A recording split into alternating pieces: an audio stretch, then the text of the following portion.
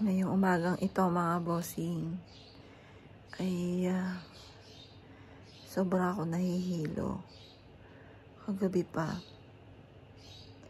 o nung madaling araw pa o nung tanghali pa kahapon, pagkakain ko ng atay ng manok, nahihilo ako na nasusuka. Pero dahil marami akong ginagawa, tinuloy-tuloy ko lang yun. Tapos ng gabi hindi ako makatulog. Humuhugong yung tenga ko. Tapos nahihilo ko. Sumusumpong pumuli yung vertigo ko. Ito po yung sakit ko dati. Sa sobrang pag-iisip, pag-iyak, ito po yung isa sa nagiging dahilan kaya ka nagkakaroon ng vertigo. Nahugong po yung tenga ko, yung parang may kuliglig na hindi nawawala. Tapos nagsusuka po ako. Nasikaso ako ng mister ko. Minamasahe yung ulo ko. Buti na lang meron pong gamot yung mister ko sa vertigo. Nakainom na po ako kagabi pa. Tapos minamasahe niya ako ngayon. Masama po pakiramdam ko. Mister ko na yung gumagawa muna lahat. Ako po muna magpapahinga. Kaya late din po ako nakapag-upload ng video. Dahil masama nga po yung pakiramdam ko. Pero hindi naman po ako nahihirapang huminga. Nahihilo lang po ako pag tumatayo. Nasusuka. Humuhugong po yung tenga ko. May kuliglig po, parang hindi nawawala. Tapos akala ko po sipon lang. At tinatakpan ko yung tenga ko. At yung ilong ko, sinisinga ko kasi gano'n ang ginagawa ko. Pag may sipon po ako. Pero hindi po sipon. Hindi naman po nawawala yung sakit kapag po ginaganon ko. Kasi pag may sipon, nawawala po yung sakit. Ito, mula po kagabi, biglang humugong yung tenga ko na hindi nawawala po yung hugong hanggang sa ngayong umaga. Yan. Nahihilo pa rin ako. Medyo nabawasan lang po. Tapos kagabi, minamasaya ko ng mister ko. Parang walang pakiramdam yung ulo ko. Sabi ko, Daddy, subunutan mo nga ako. Pero hindi ako nasasaktan. Sabi ko, Daddy, hindi nasasaktan yung ulo ko. Parang manhid. Nagkaroon po ako mga bossing ko ng vertigo. Dahil mula nga po nung nawala yung anak ko, hindi ako masyado makatulog. Masama po pala yung talagang konti lang yung tulog. Pagtapos ang dami mong gagawin. Tapos isip ka ng isip. Iyak ka ng iyak. Hanggang sa, yun nga po, binigla po ako kahapon po ng tanghali. Nahilo na po ako. Ang kinain ko po ay atay ng manok. Pero sabi ng nanay, wala daw yun sa kinain. Talaga daw pong sumumpong uli yung vertigo ko. No, ano po, matagal na po, taon na. Nagkaroon na rin po ako ng ganito. Yung po bang pag nadidepress. 2017 na tayo. Hindi, mga 2018 po. Na sobrang hilo. Parang umiikot yung paligid. Hindi ako makamulat. Kasi po umiikot yung paligid. Humuhugong po yung tenga ko. Ganon din po yung naramdaman ko kahapon ng tanghali.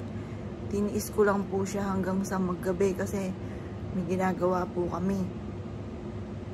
Tapos nung gabi na, biglang humugong yung tenga ko. Yung po bang parang may kuliglig. Or kaya parang may mga, para pong may umaagit-it. Ganun po. Hanggang sa ngayon, may ganun pa rin. Pero nabawasan po yung pagkahilo ko. Kasi kanina, magmulat lang ako ng mata. Umiikot po yung paligid. Ayun po. Kaya wag po kayong isip ng isip, iyak ng iyak. At kailangan po kumpleto yung tulog nyo ng 8 hours. Tapos, kailangan po inom kayo ng inom ng tubig. Kasi sa akin, dami ko nga pong ginagawa, pero kahit marami akong ginagawa, kasi naglilipat nga po kami ng mga gamit namin, ay nakakainom naman po ako ng tubig, pero hindi yung kagaya ng pag wala ka masyadong ginagawa, yung inom ka ng inom, na mi-maintain mo yung 3 litro sa isang araw. Ano po? Kaya kailangan meron kang sapat na tulog. Matutulog po kami ng 9 kasi nga yung aking bunso ay hindi pwedeng mapuyat. Pero nagigising din ako mga 11. Tapos makatulog na ako minsan mga 12 na. Or kaya magigising ulit ako ng 1:00 or kaya 2:30. Makakatulog ako noon 3 na or magpo-4, yung mga ganon. Talagang konti ang tulog. Hanggang sa bumalik ulit yung aking vertigo. Napakahirap po na meron pong vertigo. Kasi hindi ka makakamulat dahil ang paligid mo ay umiikot. Yung paningin nyo po, pero normal naman. Pero ang paningin nyo ay umiikot sa mga merong vertigo. Tapos yung tenga ko humuhugong na parang may kuliglig ang loob. Pero hindi siya masakit. Humuhugong lang siya, maingay. Hindi yung normal na wala kang naririnig or kung ano lang nasa paligid ninyo. Yun lang yung naririnig ninyo. Pag ikaw merong vertigo, at sabi po nila pag medyo talagang yung tenga ay humuhugong. Yung apektado po yung tenga. Tapos yung mata, umiikot nga po yung paningin mo. Kaya ang ginagawa ko, pinipikit ko na lang. Tapos sakto, mayroon pong gamot yung mister ko ng pang vertigo na 3 times a day ko pong iniinom. Ang pangalan na, daddy? Nasaktong-sakto nanood po kami kay Dr. Willie Ong. Ay yun nga po yung nire-recommenda niya na ganun din naman ang gamot ng aking mister. Nakatulong naman po kasi ngayon bandang pahapon na, ang ginawa ko lang po ay nagpahinga, natulog. Kasi mula nga po noong October, ay talaga namang kulang po lagi ang aking tulog. Tapos gigising po ako ng madaling araw kahit kulang ang aking tulog. Tapos tuloy-tuloy na po yun hanggang sa kinagabihan po muli. Ganun lagi yung aking routine hanggang sa bumalik po nga yung aking vertigo. Dito ako sa sopa natutulog, parang mas komportable ako. At mahaba naman din po itong sopang ito. Ayan, medyo maganda po yung pakiramdam ko. Tapos minasahe ako ng minasahe ng mister ko. Kasi parang ngimay na po yung ulo ko kagabi. Sobra po yung hilo ko. Wala akong nararamdaman kahit sa bunutan po ako. Ayan, minasahe po ng minasahe. Tapos pati pa ako, pati mga braso ko. Ngayon po, okay na po ako. Pero kanina, sobrang sama po talaga ng pakiramdam ko. Meron nga po ako rosary dito para dasal po ako ng dasal. Ay, daddy, nasa na yung rosary? Dasal ako ng dasal. Ay, ito po. Bigyan ako ng mister ko ng rosary. At dasal nga po ako ng dasal. Kaya ngayon, siguro po pupunta ako doon sa aking anak. Magdadasal ko na magsaya na siya sa langit. Kasi syempre, hindi ako iiyak. Mister ko, iiyak na naman to. Hindi ako iiyak. Yan, ko daw po isipin kasi nandiyan lang naman si Joelyn. Pag na-miss ko, puntahan ko lang doon sa kwarto. Pero hindi ko na siya isipin, hindi ko rin ako iyak ng iyak. Yan. Kaya kayo po mga bossing, yun po, ipagpasa Diyos na lahat. Huwag po kayo iyak ng iyak, huwag isip ng isip. Para hindi kayo magkaroon ng vertigo. Napakahirap po na magkaroon ng vertigo.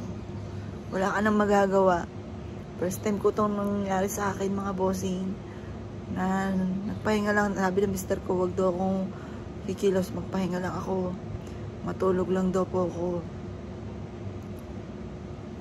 Kasi hindi naman ako sanay ng ganito. Kaya panalangin ko, mahal na Panginoon, babalikin niyo na po muli yung dati ko. At hindi na po ako ulit. Ako po ay tutulog na ng mahimbing. At hindi na mag-isip na kung ano-ano.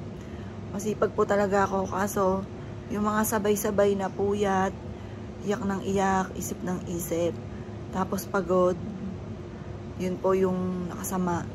Pero sanay naman po ako mapagod. Pero yung nadagdagan pa ng stress ng isip, yun po yung mas nakaka-trigger ng sakit ng vertigo. Nagkaroon na po ako nito dati.